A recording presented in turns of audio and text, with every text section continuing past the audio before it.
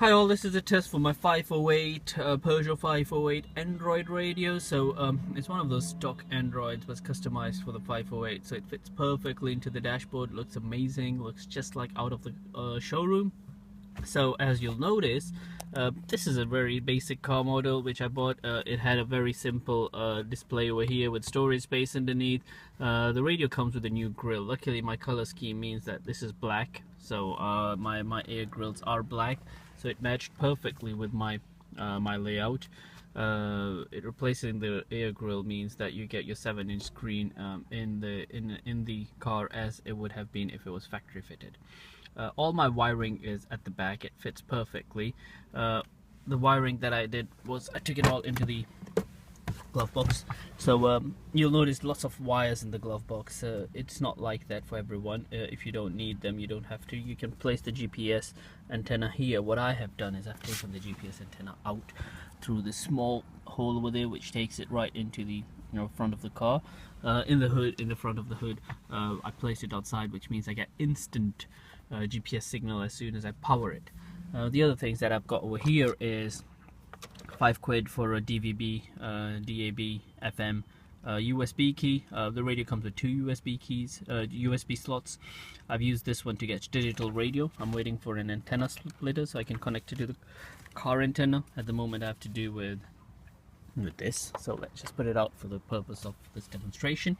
Then the USB I've been using is this 3G card to run Waze. Obviously I've put my iPod over as well, control it directly from the Android unit, as well as I've left some cables which connected to the unit just in case in the future I want to connect some video source to it in anticipation. So let me power this on.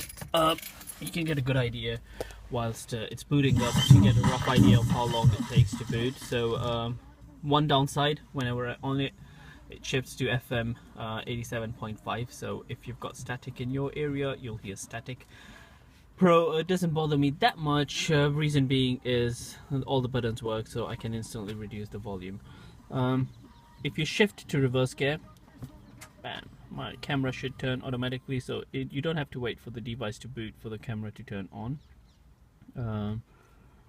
Right, so it's gone in power save mode, so I'm sitting on the passenger seat. Let me just move into the driver's seat, turn the car on, so I'll have to put it back into gear.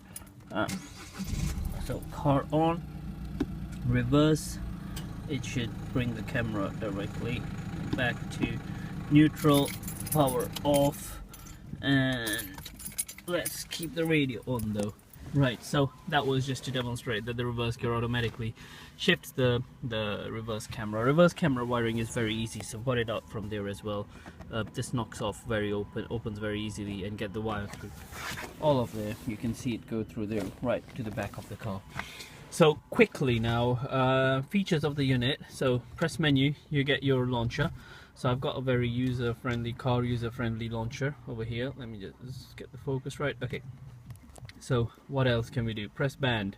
I'll get my radio over there. I can change the stations directly by pressing the buttons over here, or also using the steering wheel.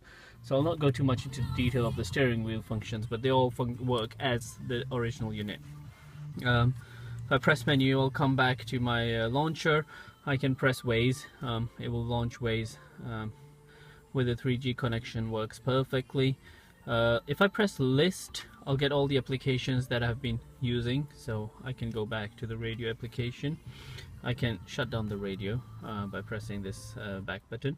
I can go to my iPod, play, pause, whatever. I can do it all directly via the steering wheel controls or over here. Again, if I press list, I'll see Waze was running. The iPod is obviously the main application. I can go back to the radio, and so on and so forth. If I press this button, I'll get my equalizer.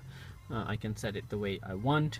Escape button basically is the equivalent of the back button, so you can go back to where you are. What else over here? Source button allows you to navigate through what you want to launch. So I pressed once, it brought the navigation.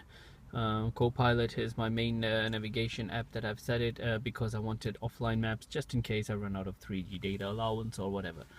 as a backup if I'm going abroad. Back to the menu. So I'm not using the interface on purpose so that I can show you everything can be achieved, how well it's integrated into the 508. So I could have pressed this button, which by default just brings the GPS source. Obviously you can browse through all the different applications. So the phone is very well integrated, unlike the Windows CE units. When a phone call comes, it's just a small pop-up on the top which you can answer with. So if you're driving and you've got your GPS at the back, it will not hide your display as it does on the Windows CE units. You get obviously access to your phone book and so on and so forth. It's a full Android operating system. It's got the full Play Store with all applications that you can access. And yeah, one last thing that I wanted to show, I guess, is the way the digital radio works. So hopefully as soon as I get my I'm using a trial application at the moment, but as soon as I get my antenna splitter and I'll be able to install it appropriately, and it works, I'll buy this application, which works amazingly. I get all the digital radios that I want to access, obviously hoping that I can improve the reception for it to work perfectly. So that was a really big plus point for me, because friends of mine spent over £100 just to get the digital radio. This allows me to get the digital radio instantly. That's all, I think, and obviously the power button turns it off. Hope you enjoyed.